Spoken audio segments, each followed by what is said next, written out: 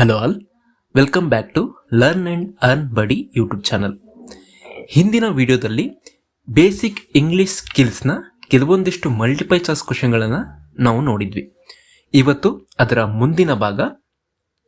ಇದರಲ್ಲಿ ಮೊದಲನೇ lesson introduction to punctuations. Punctuations ಅಂದರೆ ಏನು? ನಾವು ಸೆಂಟೆನ್ಸ್ ಬರಿಬೇಕಾದ್ರೆ ಈ ಫುಲ್ ಸ್ಟಾಪ್, ಕಾಮ ಈ ರೀತಿ ಎಲ್ಲ ಯೂಸ್ ಮಾಡ್ತೀವಲ್ಲ, ಇವನ್ನೆಲ್ಲ ನಾವು ಪಂಕ್ಚುಯೇಷನ್ಸ್ ಅಂತ ಕರಿತೀವಿ. ಇದರ ಮೇಲೆ ಮೊದಲನೇ question, the punctuation in a sentence makes the meaning dash to understand. ನಾವು ಸೆಂಟೆನ್ಸಲ್ಲಿ ಪಂಕ್ಚುಯೇಷನ್ ಇಟ್ಕೊಳ್ಳೋದ್ರಿಂದ ಸೆಂಟೆನ್ಸ್ ಹೇಗೆ ಅಂಡರ್ಸ್ಟ್ಯಾಂಡ್ ಆಗುತ್ತೆ? Option D, clearly understand. ಅಂದರೆ ಪಂಕ್ಚುಯೇಷನ್ ಬಳಸೋದ್ರಿಂದ ನಮಗೆ ಒಂದು ಸೆಂಟೆನ್ಸ್ ಕ್ಲಿಯರ್ ಆಗಿ ಅಂಡರ್ಸ್ಟ್ಯಾಂಡ್ ಆಗೋಕ್ಕೆ ಹೆಲ್ಪ್ ಮಾಡುತ್ತೆ. 32ನೇ question, the beginning of a sentence should start with a dash letter. ನಾವು ಇಂಗ್ಲೀಷಲ್ಲಿ ಏನೇ ಬರೀಲಿ ಸೆಂಟೆನ್ಸ್ಗಳನ್ನು, ಬಿಗಿನಿಂಗ್ ಆಫ್ ದ ಲೆಟರ್ ಯಾವುದಿರಬೇಕು? It is option A, capital letter. 33ನೇದು, ಕಾಮ is used to show a dash within a sentence. ಸೆಂಟೆನ್ಸಲ್ಲಿ ನಾವು comma ಯಾಕೆ ಬಳಸ್ತೀವಿ? ಅದು ನಮಗೆ ಏನು ತೋರಿಸುತ್ತೆ? Option C, break. ಸೆಂಟೆನ್ಸಲ್ಲಿ ಬ್ರೇಕ್ ಇದೆ ಅಂತ ತೋರಿಸುತ್ತೆ. 34ನೇದು, Sita wanted to ask Nina about her summer plan. Choose the correct answer. Sita ನೀನಾಳ ಬಳಿ ಅವಳ ಸಮ್ಮರ್ ಪ್ಲಾನ್ ಬಗ್ಗೆ ತಿಳ್ಕೋಬೇಕಾಗಿದೆ. ಅದನ್ನು ಹೇಗೆ ಕೇಳ್ತಾಳೆ ಅವಳು? ಇದಕ್ಕೆ ಸರಿಯಾದ ಉತ್ತರ option B, Nina, what is your summer plan. ಇಲ್ಲಿ ನೋಡಿ, ಪಂಕ್ಚುಯೇಷನ್ಸ್ ನೀನಾ ಆದಮೇಲೆ ಕಾಮ ಬಳಸಿದ್ದಾರೆ. ನಂತರ ಅವಳು ಕ್ವಶನ್ ಕೇಳ್ತಿರೋದ್ರಿಂದ ಲಾಸ್ಟಿಗೆ ಕ್ವಶನ್ ಮಾರ್ಕನ್ನು ಹಾಕಿದ್ದಾರೆ. 35ನೇ question, add comma wherever it is necessary. ನೀವು ಈ ಕೊಟ್ಟಿರೋ ಸೆಂಟೆನ್ಸಿಗೆ ಕಾಮವನ್ನು ಎಲ್ಲಿ ಅಳವಡಿಸ್ಬೇಕೋ ಅಲ್ಲಿ ಹಾಕಿ ಅಂತ ಹೇಳಿದ್ದಾರೆ. After the meeting we will go out. ಇದರಲ್ಲಿ ನಾವು ಎಲ್ಲಿ ಕಾಮ ಹಾಕ್ಬೋದು? Option B, after the meeting comma we will go out. ಇದು ಬ್ರೇಕನ್ನು ಸೂಚಿಸುತ್ತೆ. ಮುಂದಿನ lesson, kinds of a sentence introduction. 36ನೇ question, sentences are dash. Sentences ಅಂದರೆ ಏನು? Option A, group of words with complete meaning. Sentence ಅಂದರೆ ವರ್ಡ್ಗಳನ್ನು ಸೇರಿರುವಂಥದ್ದು, ಮತ್ತು ಆ ವರ್ಡ್ಗಳನ್ನು ಎಲ್ಲ ಸೇರಿಸಿದಾಗ ನಮಗೆ ಒಂದು ಮೀನಿಂಗನ್ನು ಕೊಡಬೇಕು. 37ನೇ question, a declarative sentence tells us some information or explanation. It ends with. Declarative sentence ಅಂತ ಬರುತ್ತೆ. ಅದು ಹೇಗೆ ಎಂಡ್ ಆಗುತ್ತೆ? It is option C, full stop. Declarative ಸೆಂಟೆನ್ಸ್ಗಳು ಯಾವಾಗಲೂ ಫುಲ್ ಸ್ಟಾಪಿಂದ ಎಂಡ್ ಆಗುತ್ತೆ. 38ನೇ question, an exclamatory sentence ends with. Exclamatory ಸೆಂಟೆನ್ಸ್ಗಳು ಹೇಗೆ ಎಂಡ್ ಆಗ್ತವೆ? Option D, exclamatory mark. Exclamatory mark ನೀವೆಲ್ಲಿ ನೋಡಿರ್ತೀರಾ? ಇದು ಆಶ್ಚರ್ಯ ಸೂಚಕ ಚಿಹ್ನೆಯಾಗಿರುತ್ತೆ. 39ನೇದು, wow, the flowers in the park R beautiful. This is A dash sentence. ಈ ಮೇಲ್ ಕೊಟ್ಟಿರೋ ಸೆಂಟೆನ್ಸು ಯಾವ ಸೆಂಟೆನ್ಸು? ಡಿಕ್ಲರೇಟಿವಾ ಅಥವಾ ಎಕ್ಸ್ಕ್ಲಮೇಟರಿನ? ಡಿಕ್ಲರೇಟಿವ್ ಸೆಂಟೆನ್ಸ್ ಆದರೆ ನಾವು ಎಂಡಲ್ಲಿ ಫುಲ್ ಸ್ಟಾಪ್ ಹಾಕ್ತೀವಿ. ಎಕ್ಸ್ಕ್ಲಮೇಟರಿ ಸೆಂಟೆನ್ಸ್ ಆದರೆ ನಾವು ಎಕ್ಸ್ಕ್ಲಮೇಟರಿ ಚಿಹ್ನೆಯನ್ನು ಬಳಸಿರ್ತೀವಿ. ಇಲ್ಲಿ ನೋಡಿ, ವಾವ್ ಆದಮೇಲೆ ಎಕ್ಸ್ಕ್ಲಮೇಟರಿ ಚಿಹ್ನೆ ಇದೆ, ಅದಕ್ಕೋಸ್ಕರ ಇದು ಯಾವ ಸೆಂಟೆನ್ಸ್ ಆಗಿರುತ್ತೆ? Option B, exclamatory. 40ನೇದು, the police were questioning about his crime. What type of sentence it is? ಇಲ್ಲಿ ನೋಡಿ, ಕ್ರೈಮ್ ಆದಮೇಲೆ ಫುಲ್ ಸ್ಟಾಪ್ ಇದೆ, ಹಾಗಾಗಿ ಇದು ಯಾವ sentence? Option A, declarative sentence. ಮುಂದಿನ lesson, writing a simple sentences. 41ನೇದು, every complete sentence has dash. ನಮ್ಮ ಕಂಪ್ಲೀಟ್ ಸೆಂಟೆನ್ಸಲ್ಲಿ ಎಷ್ಟು ಪಾರ್ಟ್ಗಳಿರುತ್ತವೆ ಅಂದರೆ ಅದಕ್ಕೆ ಸರಿಯಾದ ಉತ್ತರ ಆಪ್ಷನ್ ಸಿ, 3 ಪಾರ್ಟ್ಸ್. ಯಾವುದ್ಯಾವುದದು? Subject, verb, object. ಈ ಮೂರನ್ನು ಸೇರಿದಾಗ ಏನಾಗುತ್ತೆ? ಒಂದು ಸೆಂಟೆನ್ಸ್ ಆಗಿ ಫಾರ್ಮ್ ಆಗುತ್ತೆ. 42ನೇದು, the dash is what or whom a sentence is about. Sentence ಅಲ್ಲಿ ನಾವು ಯಾವುದ್ರ ಬಗ್ಗೆ ಮಾತಾಡ್ತೀವಿ ಅದನ್ನು ಏನಂತ ಕರಿತೀವಿ ಅಂದರೆ ಆಪ್ಷನ್ ಎ ಸಬ್ಜೆಕ್ಟ್. ಈಗ ರಾಮ ಕಾಡಿಗೆ ಹೋದನು, ಇಲ್ಲಿ ಸಬ್ಜೆಕ್ಟ್ ಯಾರು? ರಾಮ. 43ನೇ question, the correct order of a sentence.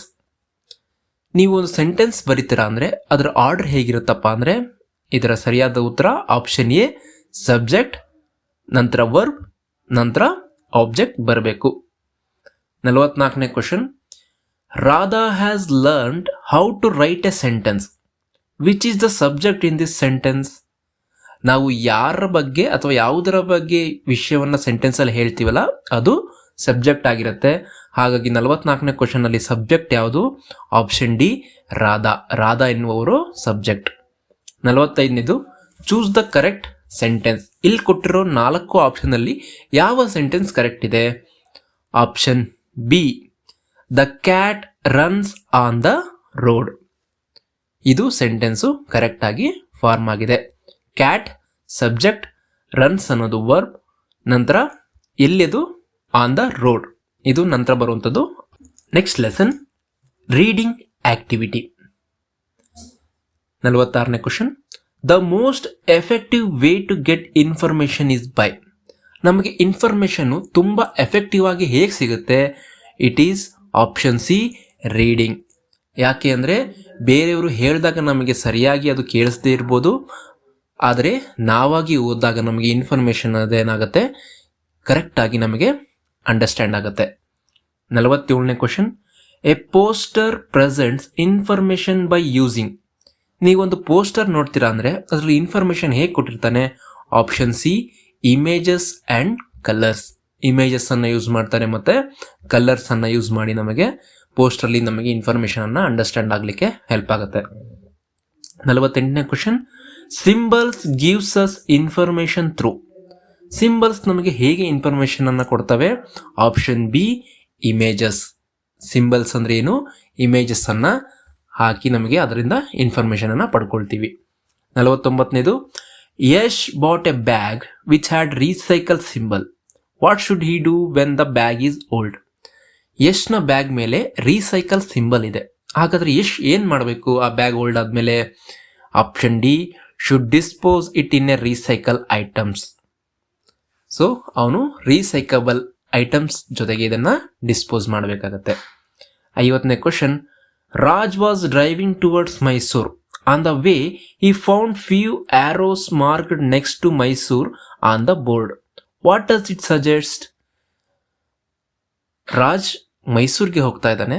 ಅವನು ಹೋಗ್ಬೇಕಾದ್ರೆ ಕೆಲವೊಂದಿಷ್ಟು ಆರೋ ಮಾರ್ಕ್ಗಳು ಮೈಸೂರು ಕಡೆಗೆ ಅವನಿಗೆ ದಾರಿಯನ್ನು ತೋರಿಸ್ತಾ ಇದೆ. ಸೊ ಹಾಗಾದರೆ ಇದು ಯಾವುದಾಗಿದೆ? ಆಪ್ಷನ್ ಎ, ಇದು ಡೈರೆಕ್ಷನ್ ಅನ್ನು ಸೂಚಿಸುತ್ತೆ. Next, speaking. 51ನೇ question, people can hear emotions and see our facial expression when we dash. People ನಮ್ಮ ಎಮೋಷನ್ನ ಕೇಳಿಸ್ಕೊಳ್ಳೋದು ಯಾವಾಗ? ನಾವು ಮಾತಾಡಿದಾಗ. So option A speak. 52ನೇ question, dash contact with the people we are speaking help us to communicate confidently. ನಾವು ಮಾತಾಡಬೇಕಾದ್ರೆ ಆ ಕಮ್ಯುನಿಕೇಷನ್ ಎಫೆಕ್ಟಿವ್ ಇರಬೇಕು ಅಂದರೆ ನಾವು ಕಾಂಟ್ಯಾಕ್ಟ್ ಹೇಗಿರಬೇಕು? ನಮ್ಮ ಐ ಕಾಂಟ್ಯಾಕ್ಟ್ ಸರಿಯಾಗಿರಬೇಕು. ಆವಾಗ ಎಫೆಕ್ಟಿವ್ ಆಗಿ ಕಮ್ಯುನಿಕೇಷನ್ ಮಾಡಲಿಕ್ಕೆ ಸಾಧ್ಯ ಆಗುತ್ತೆ. 53ನೇದು, emotions can be expressed through your dash. ನಮ್ಮ ಎಮೋಷನ್ಸ್ಗಳನ್ನು ಹೇಗೆ ಎಕ್ಸ್ಪ್ರೆಸ್ ಮಾಡ್ಬೋದು? Option C voice. 54ನೇದು, Sudha says I feel that these lights are too bright. What is she communicating? Sudha ಹೇಳ್ತಾಳೆ ಈ ಲೈಟ್ಗಳು ತುಂಬ ಬ್ರೈಟ್ ಆಗಿ ಇದೆ ಅಂತ. ಹಾಗಾದರೆ ಅವಳು ಏನನ್ನು ಹೇಳ್ತಾಳೆ? Option D opinion face. ಅಂದರೆ ಅವಳು ಅವಳ ಒಪಿನಿಯನನ್ನು ಹೇಳ್ತಿದ್ದಾಳೆ. 50ನೇದು, John does not agree with his coworker about task. How should he communicate his disagreement. John ತನ್ನ ಜೊತೆಗೆ ಕೆಲಸ ಮಾಡ್ತಿರುವ ಇನ್ನೊಬ್ಬ ವರ್ಕರ್ನ ಕೆಲಸವನ್ನು ಒಪ್ತಾ ಇಲ್ಲ. ಅವನು ಅದನ್ನು ಹೇಗೆ ಅವನಿಗೆ ತಿಳಿಸ್ಬೇಕು? Option B I respectfully disagree with what you are saying. Next listening. 56ನೇ question. Effective communication is to both dash. Effective communication ಯಾವಾಗ ಆಗುತ್ತೆ? Option A speak and listen well. ನೀವು ಇನ್ಫಾರ್ಮೇಷನನ್ನು ಬೇರೆಯವ್ರಿಗೆ ಕೊಡಬೇಕಾದ್ರೆ ಸರಿಯಾಗಿ ಮಾತಾಡಿ ಇನ್ಫಾರ್ಮೇಷನ್ನ ಕೊಡಬೇಕು, ಮತ್ತು ಇನ್ನೊಬ್ರು ಇನ್ಫಾರ್ಮೇಷನ್ ಕೊಡಬೇಕಾದ್ರೆ ಅದನ್ನು ಸರಿಯಾಗಿ ಕೇಳಿಸ್ಕೋಬೇಕು. ಆವಾಗ ಎಫೆಕ್ಟಿವ್ ಕಮ್ಯುನಿಕೇಶನ್ ಆಗೋದು. 57ನೇದು. We should dash instructions in the class room. ನಾವು ಕ್ಲಾಸ್ ರೂಮಲ್ಲಿ ಇನ್ಸ್ಟ್ರಕ್ಷನನ್ನು ಏನು ಮಾಡಿಸ್ಕೋಬೇಕು? Option B listen. ನಾವು ಇನ್ಸ್ಟ್ರಕ್ಷನನ್ನು ಕೇಳಿಸ್ಕೊಬೇಕು. 58ನೇದು. Listening is important to dash the information given.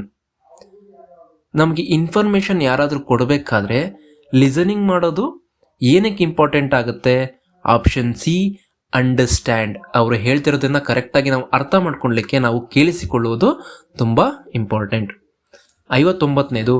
Rahul spends 30 minutes every day watching news. He writes down few sentences about what is shed.